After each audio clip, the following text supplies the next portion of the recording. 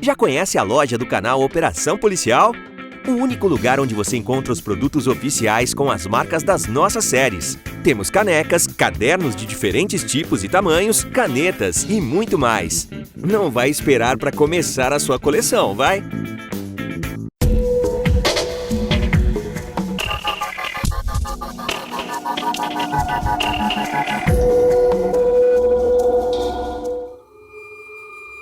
O ano é 1937. O presidente Getúlio Vargas decretou o Estado Novo, um regime totalitário. O Congresso foi fechado.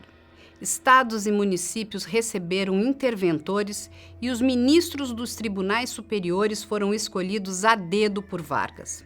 Em meio a tanta turbulência, um jovem comerciante de arroz, Benedito Pereira Caetano, desapareceu misteriosamente na cidade de Araguari, interior de Minas Gerais, com cerca de 90 contos de réis.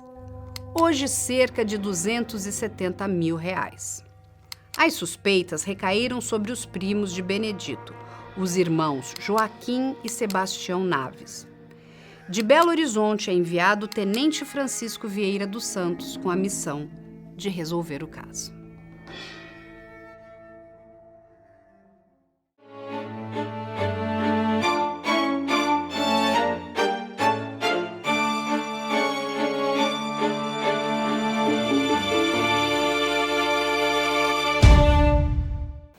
Olá, sejam todos muito bem-vindos. Eu sou Carla Albuquerque, estou hoje aqui no Investigação Criminal com o professor Rodrigo Pardal, com o professor Tiago Pavinato. Sejam todos muito bem-vindos. E nós vamos voltar hoje para 1937. Vamos discutir aqui uma das maiores injustiças da nossa justiça. Nem sei como chamar essa questão dos irmãos Naves. Esse caso aconteceu em Araguari, mas eu vou deixar aqui para o professor Tiago Pavinato nos contar que caso absurdo é esse. Olha, a gente tem aqui seria cômico não fosse trágico, a história do primo pobre e do primo rico. O primo rico, ele tinha um negócio de compra de grãos, já não era uma pessoa muito preocupada com questões sociais, né? Era um empresário preocupado com o próprio lucro. Ele comprava cereais, que é a base de alimentação do povo brasileiro até hoje, na baixa, estocava para vender na alta, né? Que é algo socialmente reprovável. Mas ele fazia isso, ele ganhava muito dinheiro com isso. E ele se associou a um primo. E esse primo tinha um irmão, que são os irmãos Naves. Esse primo era sócio dele num caminhão que distribuía esses cereais. E certa feita, depois da compra desses cereais na baixa, o que aconteceu? Algo no mercado levou o preço desses cereais mais baixo ainda. E ele decidiu vender tudo o que ele tinha. Vendeu, recebeu um cheque de 90 mil reais, que se não me falha a memória, hoje equivaleria a 270 mil reais. Ele tinha muitas dívidas, porque ele já vinha de uma família rica, ao contrário dos irmãos Naves, e o Joaquim Naves era o sócio de fato dele no caminhão. Aliás, até ajudava o primo a pagar o caminhão, as prestações desse caminhão. Eles, os irmãos, de uma família humilde, e o Benedito, né, de uma família bastante rica.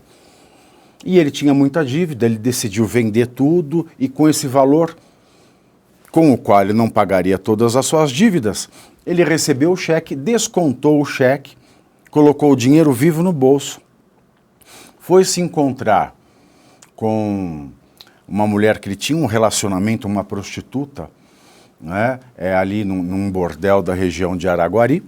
Neném. A Neném perguntou se ela queria fugir com ele para Belo Horizonte com aquele dinheiro, ou seja, ele já estava intencionado a frustrar o recebimento dos seus credores. Ela disse não, mas mesmo assim ele sumiu.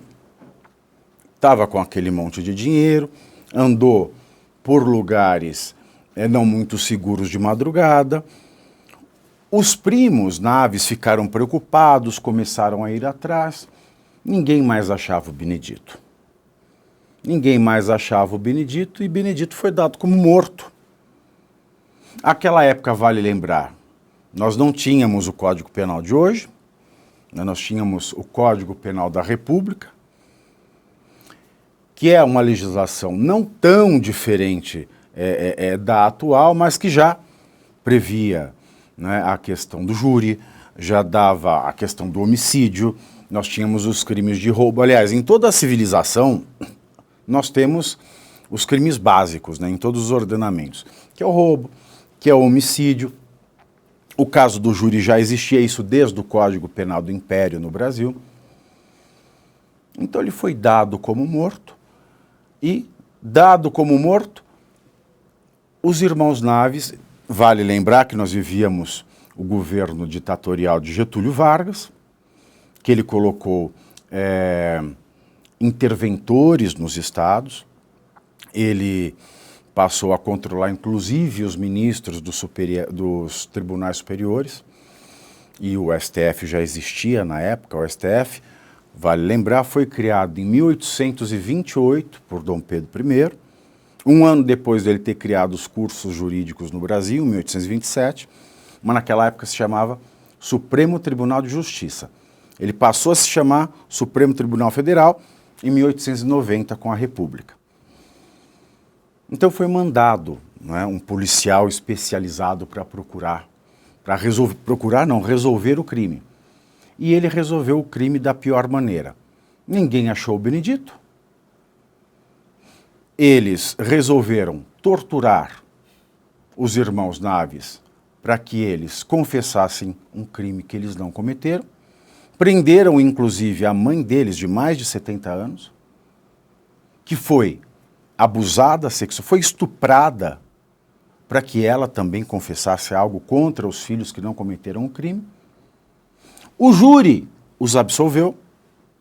Mesmo tendo sido absolvidos pelo júri, a justiça achou por bem mantê-los encarcerados, foram julgados novamente, continuaram encarcerados e, décadas depois, Benedito reaparece. Ou seja, Benedito só estava sumido. Benedito só estava fugindo dos credores. Meu Deus. Professor Pardal, deixa eu lhe fazer uma pergunta aqui. Estamos aqui em 1937, né? Nesse horror aí que o professor Tiago Pavinato nos contou. Como é que deveria funcionar a investigação? É da mesma forma como a gente vê nos dias de hoje? A gente já tinha a Polícia Civil, Polícia Militar? Como era isso naquela época? Não, você não tinha essa divisão. Mas o problema aí nesse caso é o seguinte. Primeiro, quando a gente fala de um sistema de persecução penal, de um sistema de investigação, os autores falam que se você quiser medir a capacidade civilizatória de um país, você tem que medir a capacidade civilizatória pela forma como o Código de Processo Penal é aplicado. No caso, você não tinha um Código de Processo Penal específico, porque o primeiro foi de 41, mas era o Código de 1890, que trazia a legislação penal e processual penal. O que acontecia? Nesse caso, você estava durante um regime autoritário. Era Vargas. Então, esse tipo de expediente adotado, de tortura, para que a pessoa falasse, era muito aplicado. E ele era aliado ainda na época do governo nazista na Alemanha. Exato. E Vargas, que era aliado do governo, tanto é que mandou o Gabenário para a Alemanha. Sim. Que mandou o Gabenário para a Alemanha. Ah, mas ele entrou na guerra do lado dos aliados. Sim, mas por uma questão econômica, por uma pressão norte-americana, e porque os Estados Unidos colocou dinheiro aqui no Brasil. Mas ele era ideologicamente alinhado com Mussolini e com Hitler. Sim, é verdade. Isso é um fato histórico. Então, é que Vargas é uma personalidade muito complexa, então ele parece muito dúbio. Né? Era aliado ideologicamente com o Eixo, mas entrou do lado dos aliados, né?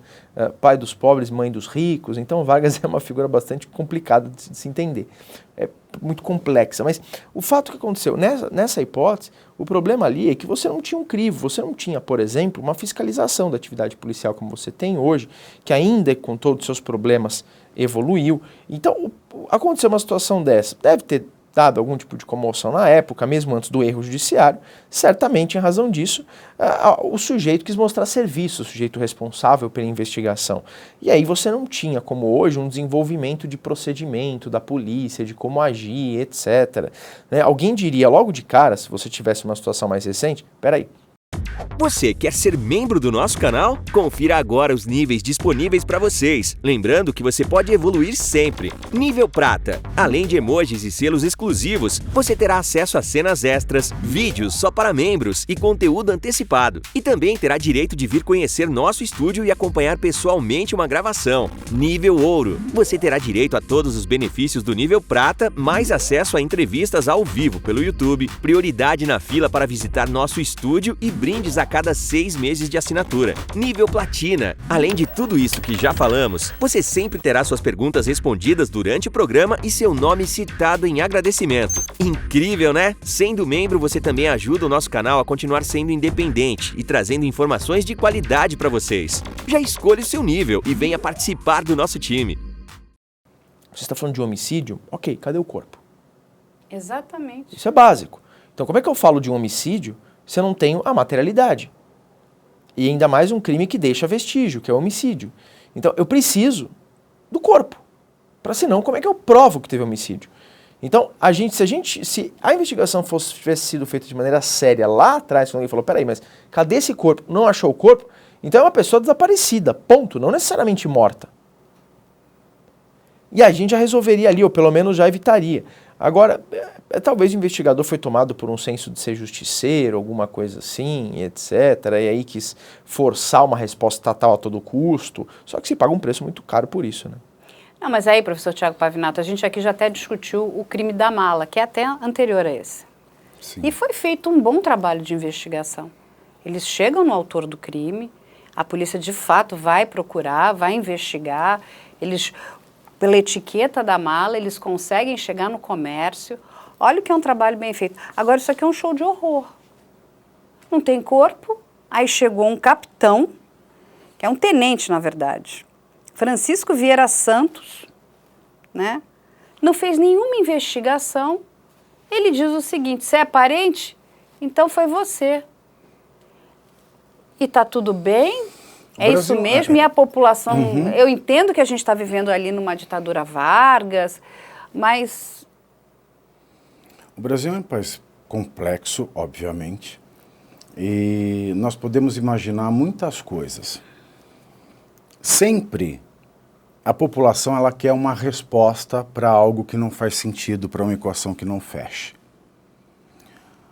Muitas vezes as pessoas elas querem achar um culpado, mas não.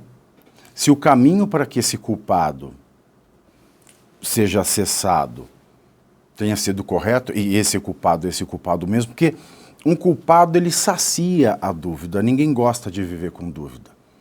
A gente já tem tanta dúvida existencial, né, de onde a gente veio, por que a gente está aqui, para onde a gente vai depois de morrer, que nesse interregno de vida a gente quer sempre saciar as nossas dúvidas.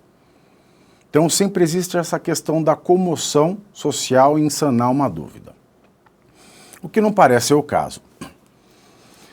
No Brasil, nós temos o fenômeno do favoritismo. O Benedito é uma pessoa que vem de uma família abastada. Tinha muitas dívidas, bastante dinheiro, mas não o suficiente para pagar as suas dívidas. Isso. E sendo de uma família abastada, em um estado que foi um estado-chave para que Vargas não falhasse, pode ser, eu estou aventando aqui, que ele tivesse amizade, tivesse amizades. Pode ser que ele tenha encomendado todo esse teatro. Pode ser, pode não ser. Pode ser que o tenente nem o conhecesse e quis resolver o caso, e quis se tornar famoso na imprensa na época.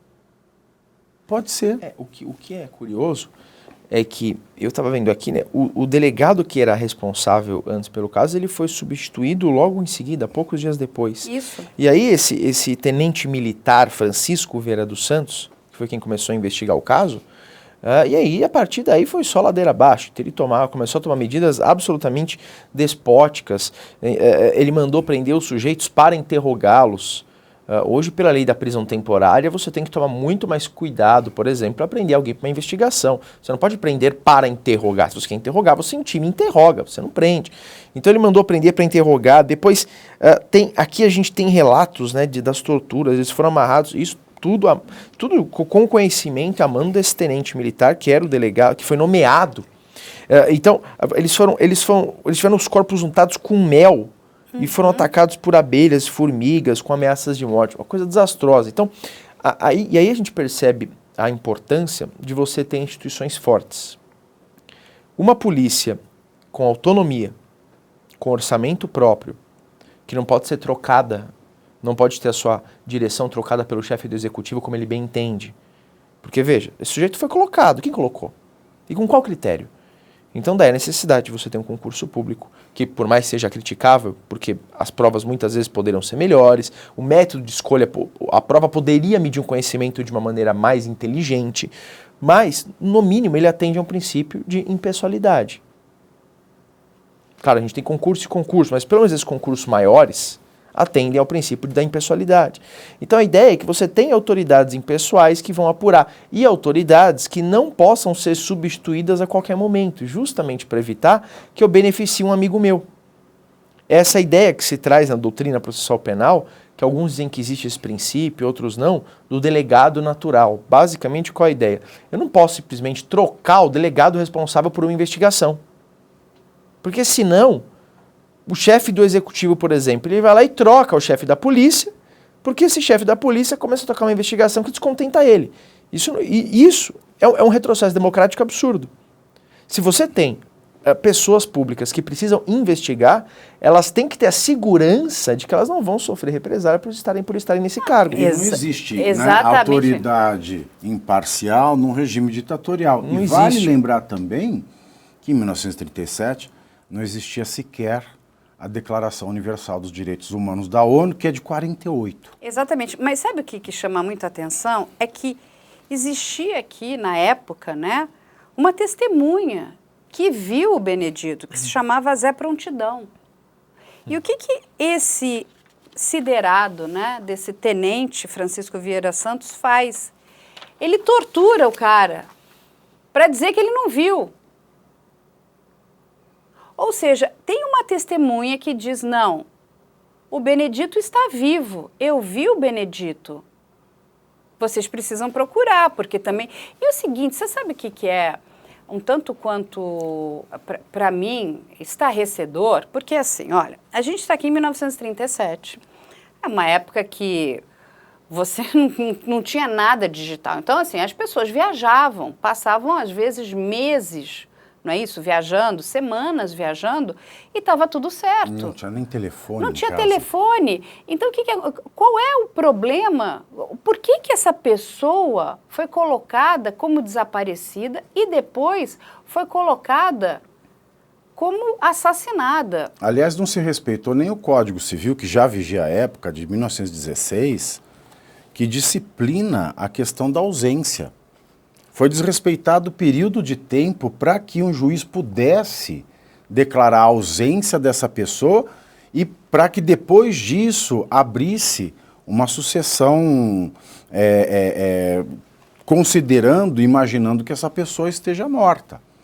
Nem isso se respeitou. Professor Pavinato e professor Pardal, quando a gente olha isso, porque isso está em 1937, né? Aí é um erro grosseiro, é uma injustiça muito grande.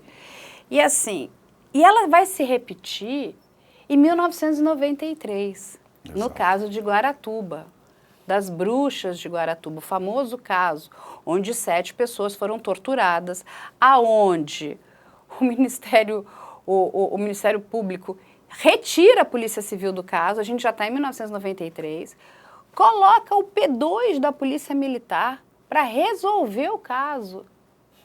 Então, assim, a gente não aprendeu nada. né? E é assim, é um horror. Num regime ditatorial, você imagina que tudo possa acontecer. Não precisa de explicação. Aconteceu. Exato. Não precisa. Existe lei, a lei não foi revogada, o Código Civil ficou valendo, mas é para inglês ver. Não importa. Não precisa, né? O ditador, ele é o poder acima da lei, acima do direito. Exato. Então tudo pode acontecer. Mais grave é o caso de Guaratuba, quando o Brasil acaba de ser redemocratizado, a Constituição de 88 acaba de ser promulgada, quando já existe há mais de 40 anos a Declaração Universal dos Direitos da Pessoa Humana da ONU, organização da qual o Brasil faz parte. Então é muito mais grave você olhar isso hoje do que olhar esse tipo de acontecimento lastimável na época da ditadura Vargas, em 1937. Agora, deixa eu só te fazer uma pergunta, você vai falar, mas eu queria também só complementar aqui. Ok, a gente está nessa ditadura, né, a ditadura Vargas, mas é ok torturar as pessoas, vamos dizer... No regime autoritário é ok. Entendeu? É Bater okay. na frente da população, estuprar uma senhora de 71 anos. Por isso que é um regime autoritário. No regime autoritário é ok. Porque é um regime autoritário, isso explica tudo. Ah, mas é ok? No regime autoritário é. E vai acontecer alguma coisa? Se o soberano não quiser, não vai acontecer. Por isso que a gente tem que evitar a todo custo qualquer guinada autoritária. Um ponto interessante, e que também decorre de se tratar de uma época autoritária, é que o julgado ocorreu em 38. O primeiro julgamento. Foi em 38 o julgamento em primeira instância. E aí, hoje, a gente tem um princípio no júri, que é o princípio da soberania dos vereditos. Justamente na época do Estado Novo, com a Constituição de 37, esse princípio foi excluído. Ele não existia na época dos irmãos Naves. Por que isso é importante? Quem errou no caso dos irmãos Naves? Porque no caso do tenente, ali não foi erro. Ali é crime mesmo. Esse tenente é um criminoso. É um autoritário, um criminoso. Quem errou? O tribunal de segunda instância, os juízes togados. Não foram os jurados, porque os jurados absolveram os irmãos Naves. Depois, em grau de recurso, o tribunal condenou. Isso é muito interessante, porque hoje a gente fala da soberania dos vereditos. O que significa isso?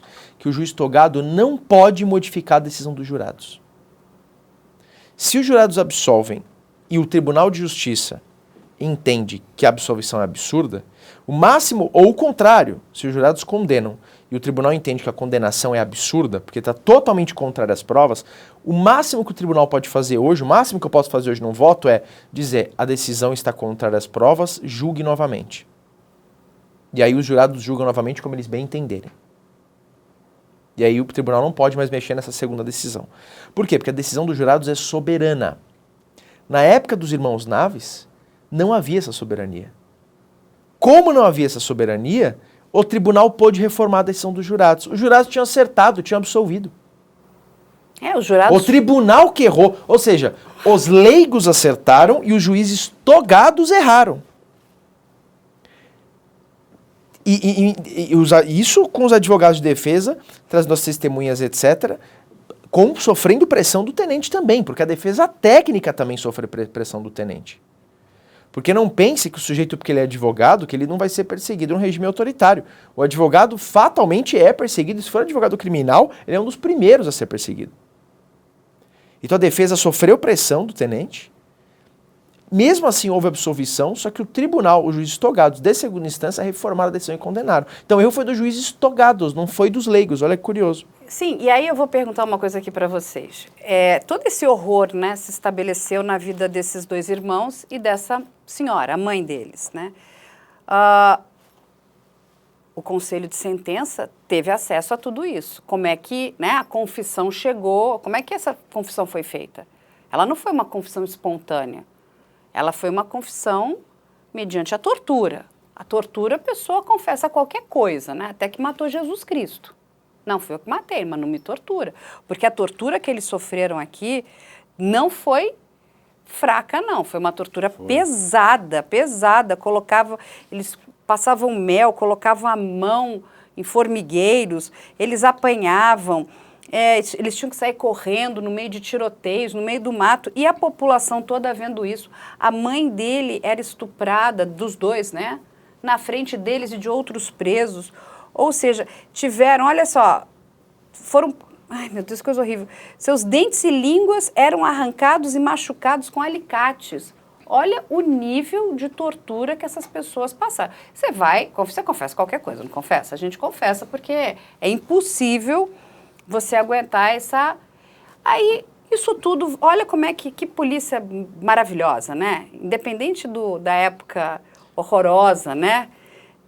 De ditadura, mas é uma polícia de quinta categoria. Primeiro porque não investigou nada, é uma polícia sádica.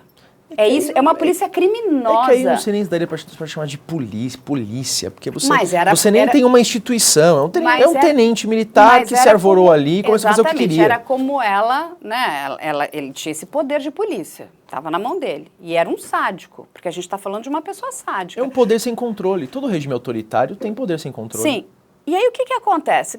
Quando tudo isso vem à tona depois, né, o Benedito foi encontrado, né, passeando, serelepe, alegremente. Nada foi feito. O Estado, ele não tem que se... O Estado autoritário não tem que nada. O problema é que... O Estado autoritário mas é legal que é para as pessoas entenderem isso, é que a sua pergunta, ela parte da premissa de que o Estado segue regras. Né, Pavi? Mas se ele é autoritário, ele não tem que seguir nenhuma regra que ele não queira. Por isso que ele é autoritário. Mas é importante que as pessoas entendam o que é o autoritarismo, o que é essa barbárie, porque... não tem que fazer nada. Por isso, aliás, muita gente não concorda. É um desgoverno. Muita gente não gosta, né? Fala assim, mas ele é réu confesso. É justamente por isso que uma confissão sozinha, isolada, não pode condenar ninguém. Por isso que a gente toma muito cuidado quando só tem confissão. Se não for uma confissão em juízo, na presença do advogado, etc. E mesmo assim ela tem que ser confirmada por outras provas. E mesmo assim, não é porque existe uma confissão que obrigatoriamente você vai condenar. Uhum. Até porque ele pode confessar também. Por exemplo, hoje, o réu pode confessar o crime porque ele pode ter um acerto dentro da organização criminosa de livrar alguém. Certo. Então, não existe prova absoluta, nem a confissão. Então, é isso que as pessoas têm que entender. Quando a gente tem você tem uma construção no direito que evita que, se você der a confissão, esse valor de rainha das provas. Por quê? Por causa dessa carga histórica. A ideia justamente muitas pessoas foram condenadas com base em confissões obtidas mediante tortura. Então, sabendo disso, você não pode dar para a confissão um valor maior, porque você não sabe o motivo pelo qual o sujeito está confessando. Então, por isso que você não tem uma prova que vale necessariamente mais do que a outra. Ou uma prova que é absoluta, ou uma prova que obriga a condenar. E nesse caso, e aí o que é interessante é a gente vê, como você falou, é um show de abusos e de arbitrariedades que são cometidos não só contra os irmãos Naves, mas contra toda a família. Depois que a mãe ou a irmã, não sei quem é solta, ela é colocada em liberdade vigiada, então eles continuam observando. E por que isso se dá nesse nível? Porque você não tem sistema de freios e contrapesos, porque você não tem controle entre os poderes. Né? A mesma ideia de corrupção. Você só combate corrupção numa democracia. Sim. Porque você só tem limitação de poder numa democracia. Se eu decido que eu vou aqui nessa sala criar um regime autoritário em que eu vou mandar em tudo, em todo mundo, e todo mundo vai fazer o que eu quero a qualquer momento, e o Pavinato vira e fala assim, mas você está desviando dinheiro daqui do estúdio. Eu viro para ele... Primeiro, ele vai reclamar para que órgão fiscalizador? Não, mas tem um órgão fiscalizador. Sim, se é um regime autoritário, esse órgão é de fachada, provavelmente, porque eu nomeio quem eu quero. Se ele abrir muito a boca, alguma coisa vai acontecer com ele. Então não tem fiscalização. Então aí eu no regime autoritário, vou dizer que no meu regime não tem corrupção. Claro, tem duas formas de acabar com a corrupção. Ou você acaba com ela mesmo, ou você não investiga. Então aqui essas torturas não seriam investigadas. Por quê? Aí alguém, por uma autoridade à época, ainda chegaria e diria, jamais houve nenhum abuso. Jamais se descobriu nenhum abuso, portanto ninguém pode dizer que houve um abuso da minha parte. Claro, não se investiga. Já conhece a loja do canal Operação Policial? O único lugar onde você encontra os produtos oficiais com as marcas das nossas séries. Temos canecas, cadernos de diferentes tipos e tamanhos, canetas e muito mais. Não vai esperar para começar a sua coleção, vai? Porque você está num regime autoritário. Mas isso aqui é uma mancha muito grande na história do nosso país, é uma mancha muito grande na questão da justiça do nosso país, né, nas questões das investigações, né, como é que elas ocorriam. E o professor aqui, Thiago Pavinato, ele é um homem que estuda muito, né, as questões históricas, as questões das leis. Quanto que esse caso, né, porque isso aqui é uma aberração tão grande, quanto que isso impactou nas mudanças mais para frente? Porque isso aqui deve ter mexido com esses juristas para que isso aqui não se repetisse. Olha, né? Carla, esse caso, nem um pouco. Nem um pouco? Nem um pouco. Uau. O que impactou mesmo foram as torturas durante o regime militar que se iniciou em 1964. Essas torturas, sim, influenciaram a aplicação dos direitos humanos e a preocupação constitucional em matéria de culpabilidade, presunção de inocência e respeito ao devido processo legal. Muito embora já existissem todos os diplomas, o Código de Processo Civil, o Código de Processo Penal, o Código Penal, né? O que impactou mesmo foram... Porque isso tudo se repetiu em escala industrial a partir de 64. Sim. Exato. E aí um ponto interessante, o professor, que deve ter sido até o professor do Pavinato, o Shecaira, não sei se ele foi seu professor, comentando esse caso, tem um texto dele que eu achei que ele comenta, é uma coisa interessante, naquela época, o réu era processado e, em regra, ele ficava preso.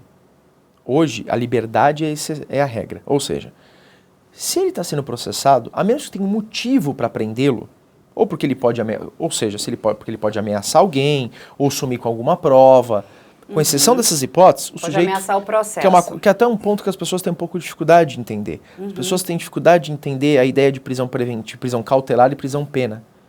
Ah, mas ele está sendo processado e está solto. Calma, ele tem que ser condenado para começar a cumprir a pena com o trânsito em julgado.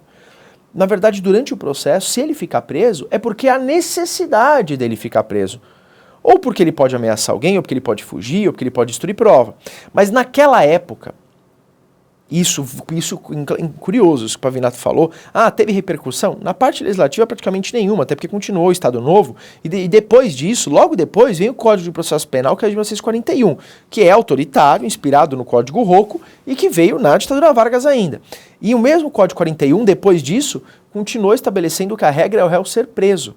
Então, se ele estava sendo processado, automaticamente ele era preso, e detalhe, ainda que ele fosse absolvido em primeira instância, ele continuava preso, até transitar em julgado. E aí só ao final que ele era solto se ele fosse absolvido de novo, fosse confirmada a absolvição. Tanto que tinha uma súmula do Supremo Tribunal Federal, diante da Constituição, que dizia, para apelar o réu deve se recolher à prisão. Para recorrer ele tinha que ser preso, senão o recurso dele não era conhecido. E aí qual o ponto que é interessante? Eles foram, depois da condenação, um deles recebeu, e eu vi isso aqui, recebeu uma liberdade condicional, que seria hoje um livramento condicional. E foi isso que, de certa forma, acabou permitindo identificar a suposta vítima que estava viva. E apareceu. Então, só porque um deles foi solto, isso acabou ajudando na descoberta de que o Benedito estava vivo. O primo que estava vivo. Exato. Mas aqui, em 12 de agosto de 1946, eles deixam a cadeia, né? Porque foi provado uma quantidade absurda de erros, de tudo, né? E o que acontece? E é feito um pedido, né, para que o presidente à época, Getúlio Vargas, né, peça perdão a essas pessoas, mas o perdão nunca foi assinado. Mesmo sabendo que eles nunca cometeram crime, mesmo sabendo que eles eram inocentes desde o começo, mesmo sabendo que todo o erro foi do Estado. É importante vocês explicarem isso para as pessoas.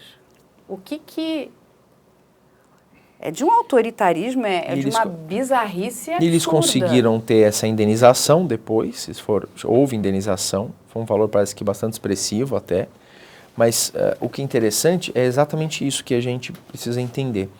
Que sempre que você tem um regime autoritário, ele não deve satisfação. Ele não vai tornar públicas as informações que ele não quiser que sejam públicas. Ele não deve satisfação a ninguém, porque ninguém controla. Um regime autoritário, autocrático, ele necessariamente leva a isso. E regimes autoritários não se formam de uma vez. Regimes autoritários não se formam de uma vez. Né? Tem uma frase que até eu vi esses dias do Guido Palomba, né, falando: a natureza não dá pulos. As coisas acontecem aos poucos. Regime autoritário não se forma de uma vez, do nada. Né? Vargas foi eleito inicialmente. Depois veio o Estado Novo. Hitler foi eleito inicialmente. Depois ele fez o que fez. Então, o regime se forma aos poucos. Eles vão se apoderando das instâncias de poder e quando você vê, já foi. Já é tarde demais. Né? De maneira que aí a ideia, é interessante a gente perceber, né, não é um descaso só, mas é a total despreocupação com o Estado de atender a regras mínimas do jogo. E a falta de preocupação também de não fazer nada depois de se verificar que essas regras não foram cumpridas. Um regime autoritário, ele necessariamente vai levar a isso. Justamente porque você tem um verniz de Estado de Direito, mas que na verdade é um Estado de barbárie. Você perguntaria, mas não tinha uma regulamentação para investigação? Tinha. Mas o regime autoritário, o que vai acontecer se não cumpre? Nada. A menos que se deixasse cumprir e se desobedecesse algum interesse do chefe de Estado. Aí ele não ia gostar, mas porque era o interesse dele.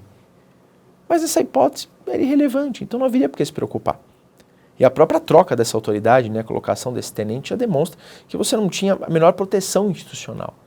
Agora, vale a pena explicar para as pessoas que sempre, né, ficam com muitas dúvidas, que tudo em relação a essa questão, como você explica, a lei mudou. A nossa lei, hoje, ela é completamente diferente da lei dessa época, de 1937. A lei mudou, o mundo mudou, o que se entende por direitos humanos mudou, tudo mudou. Tudo. Não só no direito nacional, como no internacional. Exato. Hoje, por exemplo, esse show de horror e de tortura seria muito mais difícil, né? Você teria, ao menor sinal de tortura, você teria algum tipo de reação, você teria a quem recorrer, então você teria instituições às quais recorrer. Além da própria corregedoria da polícia, você teria instituições externas que fariam esse controle, né? O Ministério Público poderia exercer esse controle externo da atividade policial, ele exerce, aliás. Então, hoje você tem um arcabouço mínimo, mas também o que não significa que esse arcabouço não possa sofrer retrocesso. Então, essa briga por melhorar as instituições é uma briga constante, né? Porque a democracia é um processo. Então, a gente tem que o tempo todo lutar para que essas instituições não sejam corroídas e não sofram retrocesso, porque esse risco sempre existe. Não, sim, e o que é muito triste aqui, porque o Benedito sabia que os primos estavam presos e estavam sendo torturados, mas ele nada fez, ele continuou seguindo a vida. É por isso que eu fico desconfiado de que isso ele tenha pego parte desses 90 mil réis e tenha falado, olha, o circo é esse. E aí, mas tem aqui, né, é uma coisa, né, que eu acho que é o retorno da vida, né? É o que acontece com a família dele. Que é o grande, é a mudança de plot de novo aqui, a família inteira que estava no avião que explodiu. Ou seja, ele perdeu toda a família dele.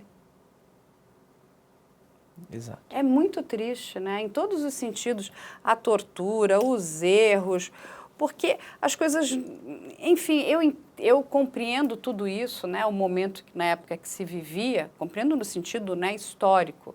Lógico que ninguém é a favor da tortura, mas é muito triste a gente ter essa mácula, né? E é como o professor Tiago Pavinato falou, esse não é o primeiro caso. Devem ter vários, é que esse aí realmente ganhou a imprensa, ele ganhou notoriedade, ele virou filme, ele ganhou notoriedade depois da era Vargas. Exato. Né? Porque também democracia pressupõe imprensa livre, né? Inclusive para criticar. E imagina uma imprensa na época do governo Vargas criticando um tenente. O Vargas se matou em 54? 54. Ele ganhou notoriedade depois. Antes disso, ninguém fazia ideia. Exato. Então mesmo a própria imprensa não conseguia sequer essa ideia de jornalismo investigativo. Isso prosperou em democracia.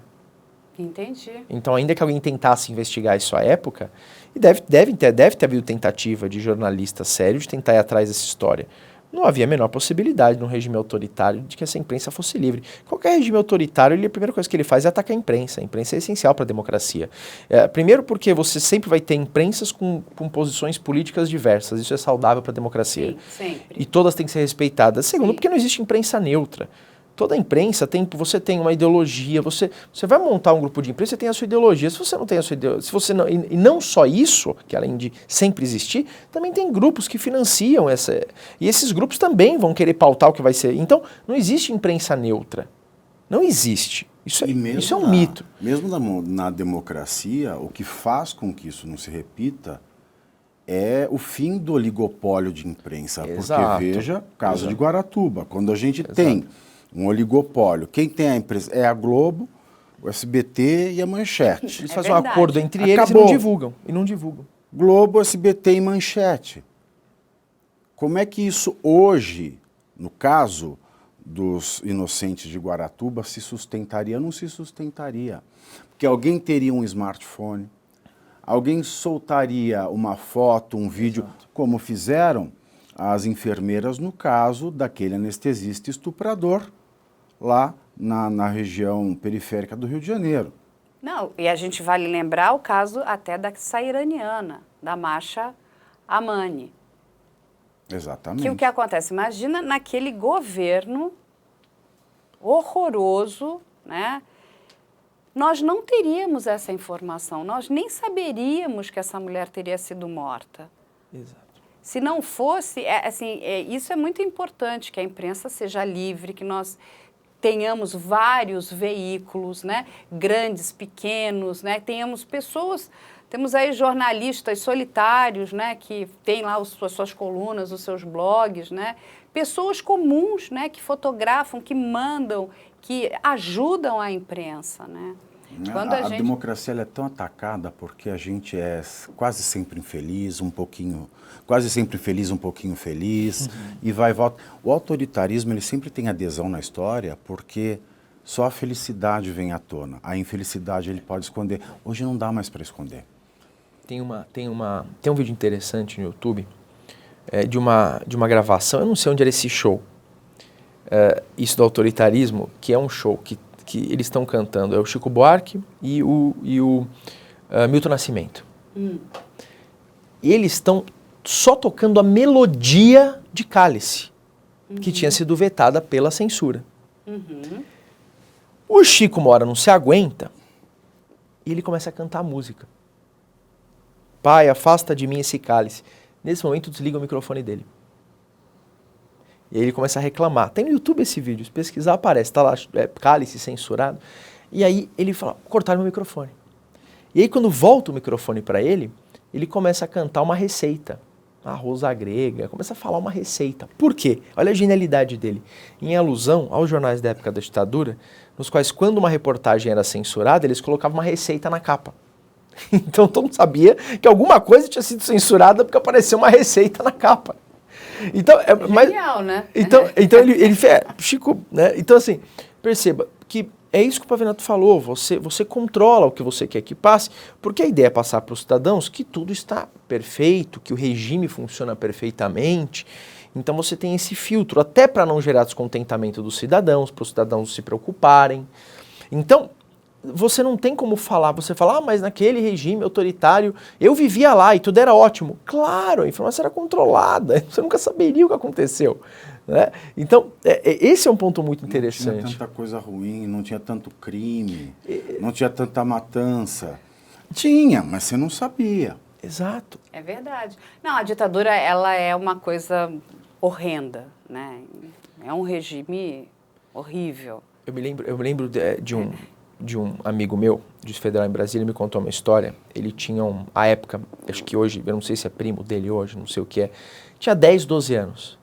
Durante a ditadura, ele ouvindo a música do Geraldo Vandré, por que não dizer que não falei das flores? Foi um hino contra a ditadura, essa música. Ele ouvindo essa música com 12 anos. Algum vizinho, alguém ouviu, percebeu que ele estava ouvindo essa música. Uma criança. Ligaram para não sei que órgão estatal. Isso, esse juiz federal me contou, de Brasília. Levaram um garoto de 10, 12 anos embora.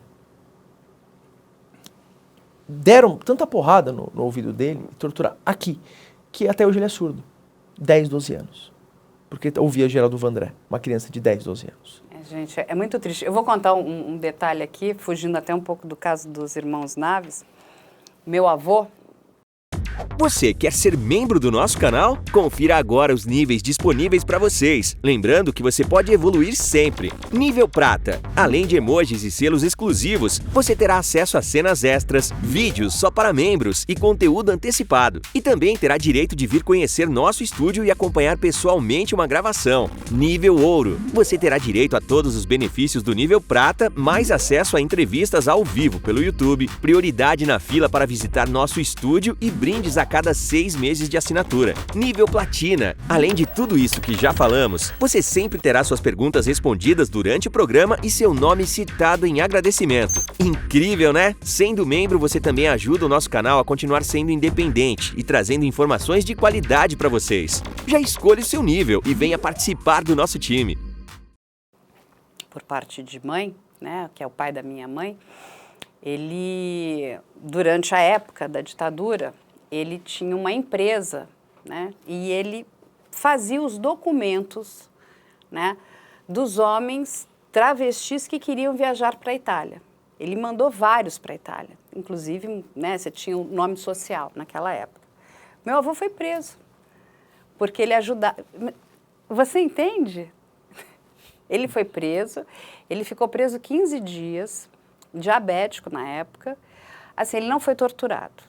Né? Ele queria, enfim, os militares queriam saber por que ele ajudava travestis a viajarem para a Itália. Enfim, ele, era um negócio dele, né? Outras pessoas também viajavam, mas ele cuidava dos documentos, dos passaportes e tudo isso. E era uma rota, né? Eles iam para a Itália, queriam ficar na Itália. Mas meu avô foi... E aí, enfim, a família toda teve que se reunir, né? Para conseguirem achar, descobrir onde é que estava o meu avô, que era o pai da minha mãe, né? Aí, para que mas ele foi solto, ele não foi torturado, mas ele foi preso só porque ele arrumava documentação de homens que na época eram travestis, né, naquela época, e queriam ir para a Itália, queriam fazer viagem, queriam fazer rumo à Itália, queriam se mudar para a Itália. Então ele foi preso. Mas isso, gente, ele tinha um trabalho normal, pagava os impostos, não tinha... Era um espanhol, né? Vamos dizer assim, não tinha nada, sabe assim, aquela coisa, um espanhol careta, né? Mas foi preso. Olha, a gente só domina a raça humana é diferente do resto dos animais porque a gente sabe que sabe. Eles podem saber, mas eles não sabem que sabem. Eles não refletem sobre aquilo que eles sabem. Nós sabemos que sabemos. Então, quando você não sabe, você é controlado. Até hoje, no Brasil, a gente encontra descalabro da justiça, que deveria ser um lugar seguro para quem sofre de injustiça. Infelizmente, não é assim. E só quando todos souberem é que a gente vai acabar com todo tipo de autoritarismo. Exatamente. Bom, professor Tiago Pavinato, professor Pardal, a gente trouxe aí o caso dos irmãos Naves, eles explicaram para a gente aqui aquilo que nos choca, era comum à época. E ainda eu fiz uma pergunta para eles, eu falei, mas esse é um caso muito estudado na universidade, na área do direito? E eles me responderam, não, a gente não estuda caso na universidade, na área de direito, não. A gente estuda lei só. O curso de direito está tão bonito que daqui a pouco pode virar a FATEC de direito. É um curso técnico, perfeito. Porque, ninguém quer eu pensar não sabia, mais. Porque assim, quando você pega um caso como esse, é um caso tão rico no sentido, tem tanta informação, né, inclusive de erros até para você encontrar os acertos, Eu entendia que os cursos de direito trabalhavam casos, né? Ou pelo menos alguns casos, né? Não, e esse aqui trabalho com acasos. Acasos, a prova do OAB, o concurso. Exato, São os acasos. acasos. São os acasos. Exato. É só acasos. lei? Basicamente. Não, e olha né? lá. Lei e doutrina é que hoje em dia mal doutrina estão estudando, pelo que eu tenho A percebido. jurisprudência é muito, mas assim, hoje no Brasil isso muda tanto, né? É, que a jurisprudência é caótica. Hoje o tribunal quer, amanhã ele não quer. A jurisprudência é caótica, a lei é cada vez mais mal redigida, porque os nossos legisladores, senadores e parlamentares estão cada vez piores. Hoje em dia não se lê mais doutrina, os autores bons, os doutrinadores de qualidade estão morrendo, e os novos normalmente são medíocres, então é assim, nesse sentido que caminha o direito, no país pelo menos. As livrarias aqui fecham, na Europa elas estão abrindo, aqui elas estão fechando. Né? Então as pessoas leem cada vez menos. Isso é muito triste. E por falar em ler, vai ficar aqui como sugestão o novo livro do professor Tiago Pavinato. Por favor, professor, fale do livro. Declaração Universal dos Direitos da Pessoa Humana Fora do Armário. É muito importante para a gente refletir abusos, a existência, o que é direitos humanos, né? Não essa redução que a gente vê aí no dia a dia, no bar, em muita mídia marrom, que direitos humanos só serve para bandido. Não, direitos humanos é muito mais do que isso. Para a gente entender, a gente precisa entender o que é civilização, o que é direito, o que é pessoa e o que é ser humano, porque são coisas diferentes. A pessoa humana é uma entidade diferente, tanto da pessoa, a acepção, quanto do ser humano. É a pessoa humana que tem direitos fundamentais e não o ser humano. E também tem aí a Estética da Estupidez. Estética da Estupidez. Ambos os livros estão chegando, também vão ser vendidos por aqui. Aí quem comprar por aqui já sai com ele, com dedicatório e tudo do professor Tiago Pavinato. Tem o livro também de Direito Penal. Isso, parte geral, Manual de Direito Penal, parte geral. Basicamente para quem se preparar para a OAB e principalmente para concurso público, magistratura, Ministério Público, Defensoria, Delegado. É uma obra, uma coleção voltada para esse público. E o clássico, né, dos Irmãos Naves, com Raul Cortez e Juca de Oliveira. Gente, eu conheci pessoalmente os dois. Eu também. O Juca está vivo ainda. Raul Cortez, grande. Raul Cortez, grande Raul Cortez, um grande ator. Né? Eu conheci muito a filha dele. Minha filha estudou na escola de teatro da Lígia Cortez. Muito bom. Que é uma grande professora também na área de teatro. Bom, gente, fica aqui também as nossas redes sociais. Quem quiser entrar em contato conosco, o e-mail é op@medialento.com.br. E a nossa produção está sempre aí de braços abertos para receber sugestões e responder dúvidas. E a gente encerra aqui com a história dos irmãos Naves. E como eles falaram, era ditadura e que se dane. Na época de ditadura não tem lei. É isso aí. É o que der na telha daquela gente. Infelizmente, a gente aqui torce e vai ficar sempre do lado da democracia. Certo? Perfeito. Um beijo para todos.